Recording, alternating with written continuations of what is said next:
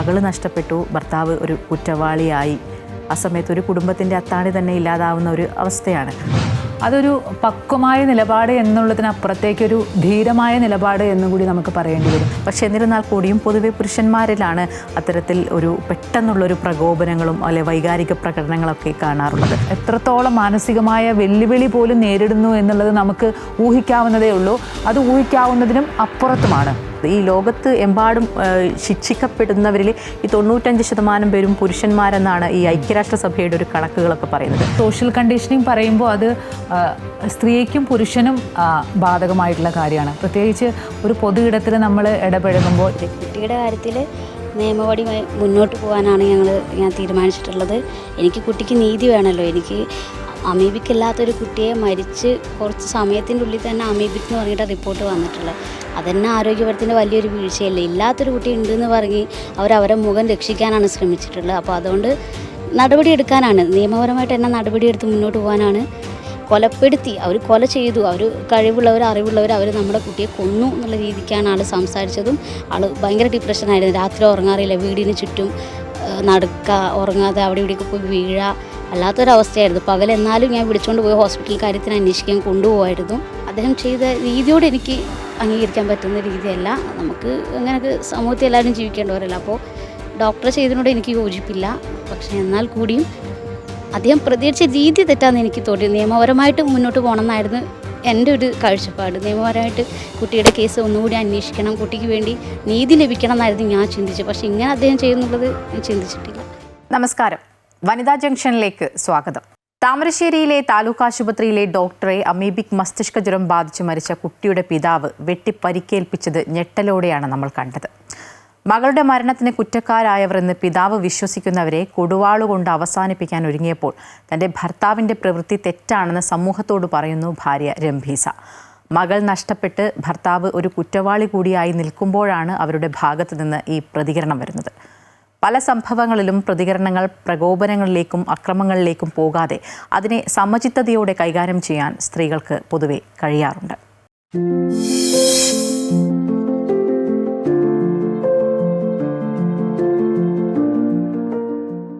അമ്പിളി, ഈ പറഞ്ഞതുപോലെ ഈ സ്വന്തം മകള് നഷ്ടപ്പെട്ടിരിക്കുക, ആ സമയത്ത് ഒരു പിതാവിൻ്റെ മാനസികാവസ്ഥ, പക്ഷെ അതൊന്നും നമുക്ക് ഈ ഒരു കൊലപാതകമല്ല, ഒരു ആക്രമണത്തിന് ന്യായീകരണമല്ല.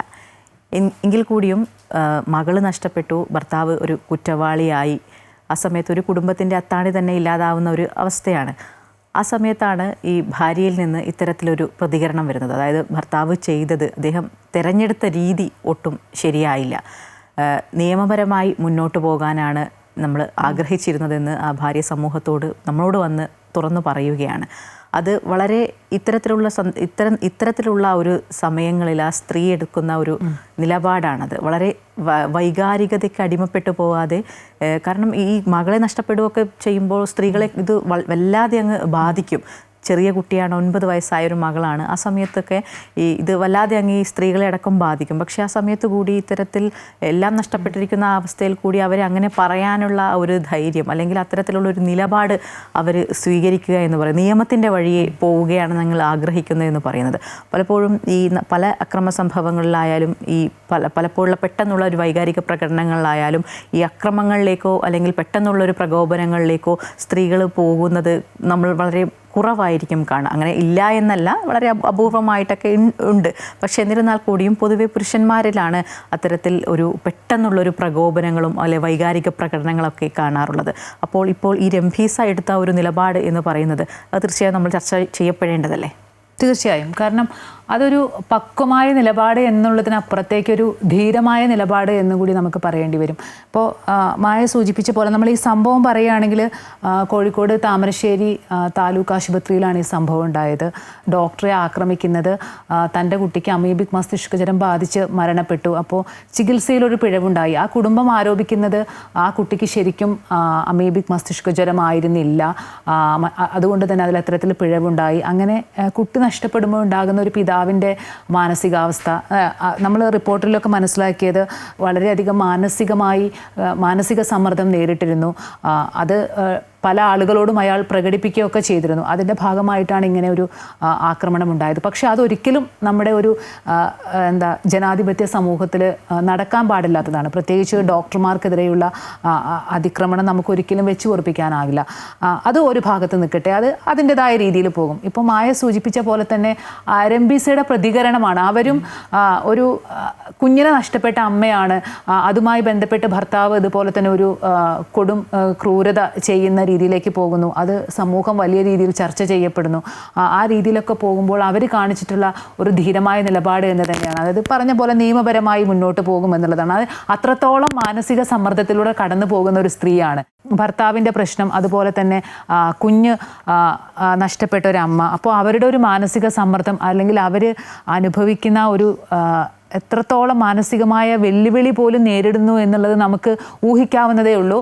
അത് ഊഹിക്കാവുന്നതിനും അപ്പുറത്തുമാണ്. പലപ്പോഴും നമ്മൾ ഈ പറഞ്ഞ പോലെ തന്നെ സ്ത്രീകളാണോ പുരുഷന്മാരാണോ ഇത്തരം പ്രശ്നങ്ങൾ വരുമ്പോൾ പക്വതയോടെ പെരുമാറുന്നു എന്നുള്ളതിൽ നമുക്കെപ്പോഴും അതും ഒരു ആപേക്ഷികമാണ്. ഓരോ ആളുകളെയും ഡിപ്പെൻഡ് ചെയ്തിരിക്കും. പല ആളുകളും ഇപ്പോൾ ഈ പറഞ്ഞ പോലെ തന്നെ മാനസിക വിഭ്രാന്തിയിൽ ചിലർ പലതരത്തിലുള്ള രീതിയിലുള്ള പെരുമാറ്റം നടത്തും. സ്ത്രീകൾ ഒരു പക്ഷേ ചില കാര്യങ്ങളിൽ വളരെ പക്വമായിട്ടുള്ള ഇടപെടൽ നടത്തും. നമുക്കറിയാം ഈ ജൈവശാസ്ത്രപരമായിട്ടും അല്ലെങ്കിൽ നമ്മൾ സൈക്കോളജിക്കലൊക്കെ പറയുമ്പോൾ ഈ സ്ത്രീയും പുരുഷനും രൂപത്തിൽ വലിയ മാറ്റമാണ്. അതുപോലെ തന്നെയാണ് സ്ത്രീയും പുരുഷനും ഓരോ അണുവിലും മാറ്റമുണ്ട് എന്നാണ് പറയുന്നത്. കാരണം ഒരു സ്ത്രീയുടെ സ്വഭാവത്തിലായാലും അല്ലെങ്കിൽ പെരുമാറുന്നതിലായാലും അല്ലെങ്കിൽ ഈ നേരത്തെ പറഞ്ഞ പോലെ തന്നെ ഈ വികാരങ്ങൾ പ്രകടിപ്പിക്കുന്നതിലൊക്കെ വലിയ വ്യത്യാസമുണ്ട്. കാരണം സ്ത്രീ എപ്പോഴും കുറച്ചും കൂടി അതിവൈകാരികമായിട്ടാണ് പല സന്ദർഭങ്ങളിലും പെരുമാറുക. അതുപോലെ തന്നെ പെട്ടെന്ന് ഇമോഷണൽ ആകും, അല്ലെങ്കിൽ പെട്ടെന്ന് കരയും. പക്ഷേ പുരുഷന്മാർ നമ്മളെപ്പോഴും കണ്ടിട്ടുള്ളത് ഏറ്റവും കൂടുതൽ പ്രകടിപ്പിക്കുന്ന വികാരം എന്ന് പറയുന്നത് ദേഷ്യമാണ്. അതേപോലെ പൊതുവെ പറയാറുള്ളത് പുരുഷന്മാർക്ക് മനക്കെട്ടി കൂടുതലാണ് എന്നും പറയാറുണ്ട്. പക്ഷേ നമ്മൾ നേരത്തെ സൂചിപ്പിച്ച പോലെ തന്നെ അത് ആപേക്ഷികമായിട്ടാണ് എനിക്ക് തോന്നിയിട്ടുള്ളത്. അതായത് പലരും പലതരത്തിൽ പല സന്ദർഭങ്ങൾ വരുമ്പോൾ എങ്ങനെ പെരുമാറുന്നു എന്നുള്ളതാണ്. അപ്പോൾ ഒരു പക്ഷേ ചില കാര്യങ്ങളിൽ പുരുഷനേക്കാൾ പക്വതയോടെ പെരുമാറാൻ സ്ത്രീക്ക് കഴിയുന്നു എന്നുള്ളതാണ്. പക്ഷേ നമ്മൾ ഈ റിപ്പോർട്ടുകളും അതുപോലെ തന്നെ പല ഡേറ്റുകളും പരിശോധിക്കുമ്പോൾ നമുക്ക് മനസ്സിലാകുന്നത് ഇത്തരം ഈ സമൂഹത്തിന് അല്ലെങ്കിൽ സമൂഹത്തിന് ദോഷകരമായ രീതിയിലുള്ള അല്ലെങ്കിൽ സമൂഹത്തിന് വേണ്ടാത്ത രീതിയിലുള്ള അറ്റാക്കുകൾ നടത്തുന്നതിൽ ഏറ്റവും കൂടുതൽ അതിൽ എണ്ണം നോക്കുമ്പോൾ പുരുഷന്മാരുടേത് എന്ന് തന്നെയല്ലേ നമ്മൾ മനസ്സിലാക്കുന്നത്.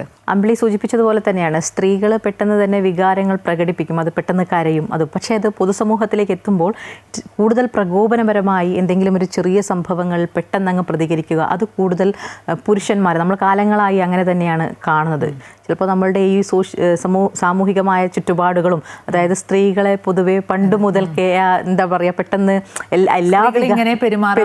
അതെ പെട്ടെന്നുള്ളത് അങ്ങനെ അധികം ദേഷ്യപ്പെടരുത്, ഉറക്കെ ചിരിക്കരുത് എന്നൊക്കെ നമ്മൾ പണ്ട് മുതലേ കേൾക്കുന്നതൊക്കെയാണ്. അപ്പോൾ ആ രീതിയിലുള്ള ഒരു സാമൂഹിക ചുറ്റുപാടുമൊക്കെ കൂടി ഇതിന് ഒരു അടിസ്ഥാന ഘടകമായിരിക്കാം. പക്ഷേ ഇപ്പോൾ ഈ അടുത്ത കാലത്തായി കുറേ സംഭവവികാസങ്ങൾ നമ്മൾ കാണുന്നുണ്ട്. ഈ പെട്ടെന്നുള്ള ആ ഒരു പ്രതികരണം, ഈ കണ്ണൂർ അഴീക്കലിൽ റോഡിൽ കാറ് പാർക്ക് ചെയ്യുന്നതുമായി ബന്ധപ്പെട്ട് ഒരു കൂട്ടം യുവാക്കൾ 77 വയസ്സുള്ളൊരു വൃദ്ധനെ കൂട്ടം ചേർന്ന് മർദ്ദിക്കുന്നതൊക്കെ നമ്മൾ കണ്ടതാണ്. അതിൻ്റെ ദൃശ്യങ്ങൾ ആ യുവാക്കൾ തന്നെയാണ് അത് സോഷ്യൽ മീഡിയയിലടക്കം പ്രചരിപ്പിച്ചത്. അതുപോലെ തന്നെയാണ് ഈ കൊച്ചിയിലുണ്ടായൊരു സംഭവം, CISF ഉദ്യോഗസ്ഥർ അത് സൈഡ് കൊടുക്കുന്നതുമായി ബന്ധപ്പെട്ടതാണെന്ന് തോന്നുന്നു, യുവാവിനെ അത് കൊലപാതകത്തിലേക്കാണ് കലാശിച്ചത്. അതുപോലെ തന്നെയായിരുന്നു കോഴിക്കോട് ഒരു ഫാമിലി കാറിൽ യാത്ര ചെയ്യുമ്പോൾ ഒരു വാഹനവുമായി ചെറുതായിട്ടൊന്ന് മുട്ടി. ചെറിയ നിസ്സാരമായിട്ടുള്ള ഒരു ആക്സിഡൻ്റ് ആയിരുന്നു. പക്ഷെ അതിൻ്റെ ഒരു പ്രത്യാക്രമണം എന്ന് പറയുന്നത് വളരെ ഗുരുതരമായിരുന്നു. അതിൻ്റെ കാറിൻ്റെ ചില്ലടക്കം അടിച്ചു പൊട്ടിച്ച് അതിൽ 7 മാസം പ്രായമായിട്ടുള്ളൊരു കുഞ്ഞിന് പരിക്കേറ്റിരുന്നു. അതൊക്കെ നമ്മൾ വളരെ ഞെട്ടലോടെയാണ് കണ്ടത്. ഇപ്പോൾ അത്തരത്തിൽ പെട്ടെന്നുള്ള ഒരു ആക്രമണമാണ് ഇപ്പോൾ പലപ്പോഴും നമ്മൾ കൂടുതലായിട്ട് കാണുന്നത്. അതിൽ കൂടുതലായിട്ടുള്ളതും പുരുഷന്മാർ എന്ന് തന്നെയാണ് നമുക്കത് കാണുന്നത്. കാരണം കഴിഞ്ഞു പോയിട്ടുള്ള കുറേ സംഭവവികാസങ്ങളൊക്കെ നമുക്ക് അങ്ങനെയാണ് കാണിക്കുന്നത്. ഈ ലോകത്ത് എമ്പാടും ശിക്ഷിക്കപ്പെടുന്നവരിൽ ഈ 95% പേരും പുരുഷന്മാരെന്നാണ് ഈ ഐക്യരാഷ്ട്രസഭയുടെ ഒരു കണക്കുകളൊക്കെ പറയുന്നത്.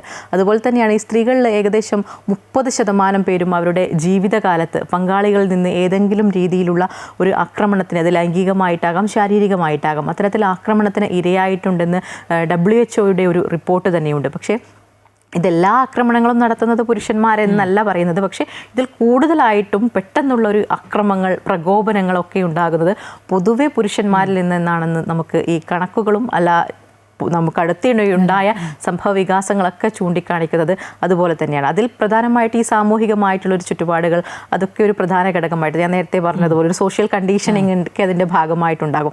അതുപോലെ തന്നെയാണ് ഈ പെട്ടെന്നൊരു പ്രകോപനമൊക്കെ ഉണ്ടാകുമ്പോൾ സ്ത്രീകൾ പൊതുവെ ആക്രമണങ്ങളിലേക്കൊന്നും നീങ്ങില്ല. നമുക്കത് സംസാരിക്കുക, അല്ലെങ്കിൽ ഒരു സമവായത്തിലെത്താം, അല്ലെങ്കിൽ പറഞ്ഞത് നമുക്ക് ശരിയാക്കാം. ആ രീതിയിലുള്ള കാര്യങ്ങളൊക്കെ സ്ത്രീകളുടെ ഭാഗത്തു നിന്നാണ് കൂടുതലായി വരുന്നത്. സമചിത്തതയോടുകൂടി ഇടപെടുന്നതൊക്കെ സ്ത്രീകളുടെ ഭാഗത്തു നിന്നാണ് വരുന്നത്.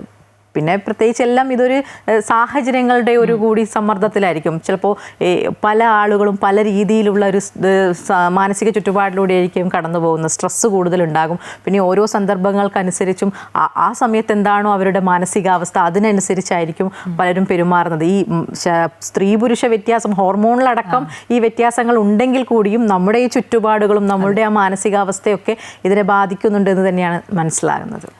ഇപ്പോൾ മായ സൂചിപ്പിച്ച പോലെ തന്നെ സോഷ്യൽ കണ്ടീഷനിങ് പറയുമ്പോൾ അത് സ്ത്രീക്കും പുരുഷനും ബാധകമായിട്ടുള്ള കാര്യമാണ്. പ്രത്യേകിച്ച് ഒരു പൊതു ഇടത്തിൽ നമ്മൾ ഇടപഴകുമ്പോൾ നമ്മളിപ്പോൾ കുറച്ച് കണ്ണൂരിലെ ആയാലും കോഴിക്കോട്ടെ ആയാലും ഒക്കെ സംഭവങ്ങൾ ചൂണ്ടിക്കാട്ടിയല്ലോ. അതെല്ലാം പല നിസ്സാര സംഭവങ്ങൾക്ക് പോലും ചെറുപ്പക്കാരടക്കം പ്രത്യേകിച്ച് പലരും ഇങ്ങനെ ഇത്തരം ഒരു അറ്റാക്കിലേക്ക് പോകുന്ന ഒരു സാഹചര്യമുണ്ട്. അത് ഒരിക്കലും പ്രോത്സാഹിപ്പിക്കപ്പെടേണ്ട ഒന്നല്ല. കാരണം അത് ഏത് രീതിയിൽ പ്രതികരിക്കുന്നതായാലും, ഇപ്പം ഈ സഹിഷ്ണുതയുടെയും സമചിത്തതയുടെയൊക്കെ കാര്യം പറയുമ്പോൾ നമ്മൾ പറയും സ്ത്രീകൾ ഇതേപോലെ തന്നെ നേരത്തെ സൂചിപ്പിച്ച പോലെ തന്നെ അവർക്ക് ക്ഷമ, അല്ലെങ്കിൽ പിന്നെ അവരുടെ പെരുമാറ്റത്തിലൊരു സൗമ്യത, വിനയം, അതൊക്കെ വേണം ഒരു സ്ത്രീ പൊതുസമൂഹത്തിൽ ഇടപഴകുമ്പോൾ എന്നുള്ളത് പറയുന്നത്. പക്ഷേ സ്ത്രീ എപ്പോഴും പ്രതികരിക്കുമ്പോൾ ഈ പറഞ്ഞ പോലെ തന്നെ ഒരു കരുതലുണ്ടാകുമെന്ന് കരുതാം. പക്ഷേ ഈ സഹിഷ്ണുതയും ഈ ക്ഷമയും അതുപോലെ തന്നെ ഈ സൗമ്യതയും എല്ലാം പ്രതികരണങ്ങളിൽ പുരുഷന്മാർക്കും വേണ്ടതാണ്. അതും ഈ പറഞ്ഞ പോലെ സന്ദർഭങ്ങൾക്കും സാഹചര്യങ്ങൾക്കും അനുസരിച്ചാണ് ഏത് രീതിയിൽ പ്രതികരിക്കണമെന്നുള്ളത്. പിന്നെ നമ്മൾ ഈ കടുത്ത മാനസിക സംഘർഷങ്ങളിലൂടെ കടന്നു പോയിട്ടാണ് പലരും ഇത്തരത്തിലുള്ള പ്രവണതകളിലേക്ക് പോകുന്നത് എന്നുണ്ടെങ്കിൽ അത് ചില പരിശോധനകൾക്കും വിധേയമാക്കേണ്ട കാര്യമാണ്. അപ്പോൾ പറഞ്ഞ പോലെ തന്നെ ഒരു പൊതു ഇടത്തിൽ നമ്മളൊരു സാമൂഹ്യ ബോധത്തോടു കൂടി അല്ലെങ്കിൽ ഒരു സാമൂഹ്യ ബോധ്യത്തോടു കൂടി ജീവിക്കുമ്പോൾ അവിടെ ഈ പറയുന്ന എല്ലാ ഘടകങ്ങളും സ്ത്രീക്കും പുരുഷനും അനിവാര്യമാണ്. ഓരോ ആളുകളും ഏത് രീതിയിൽ പ്രതികരിക്കും അല്ലെങ്കിൽ ഏത് രീതിയിലൊരു ഇടപെടൽ നടത്തും എന്നുള്ളത് എന്താ പറയുക, പുരുഷനും സ്ത്രീയും കരുതലോടുകൂടി തന്നെ ചെയ്യേണ്ടതാണ് എന്ന് തന്നെയാണ് ഞാൻ കരുതുന്നത്. പുരുഷനായാലും സ്ത്രീ ആയാലും ഇത്തരം ആക്രമണങ്ങൾ നടത്തുന്നത് ഒട്ടും ആശ്വാസകരമല്ല. പെട്ടെന്നുള്ള വികാര പ്രക്ഷോഭങ്ങൾ ആക്രമണത്തിലേക്ക് ഉൾപ്പെടെ നീങ്ങുമ്പോൾ അതിന്റെ ദൂരവ്യാപക പ്രത്യാഘാതങ്ങൾ ചെറുതല്ല എന്ന് കൂടി ഓർക്കുക.